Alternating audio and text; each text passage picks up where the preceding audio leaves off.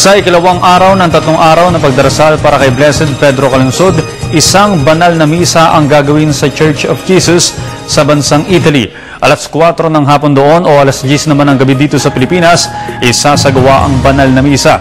Ito ay pangungunahan mismo ni dating Catholic Bishops' Conference of the Philippines President Most Reverend Bishop Angel Lagdameo.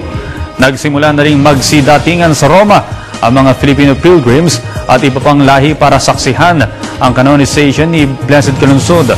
Mapapanood ang canonization ni Blessed Beato Calungsod sa darating na araw ng Linggo, alas 3 ng hapon, dito sa Telebisyon ng Bayan o PTV.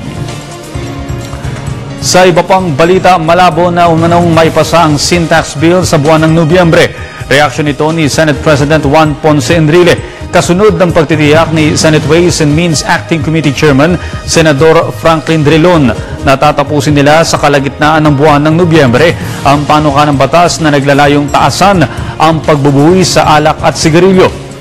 Ayon kay Enrile, mahabang debate pa ang dadaanan ng panukala sa plenaryo, lalo't magkakaiba ang pananaw ng mga senador dito.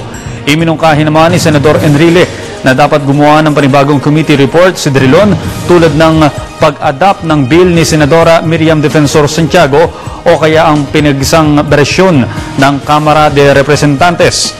Ang Santiago Bill ay malapit sa iminumungkahi ng Malacanang na dapat kikita ang pamahalaan ng 60 billion pesos sa unang taon ng pagpapatupad ng tax measure. Magugunitang binabalak ni Drilon na gamitin pa rin sa debate sa plenaryo ang binawing committee report ng nagbitiw sa Senate Committee on Ways and Means Committee na si Senador Ralph Recto.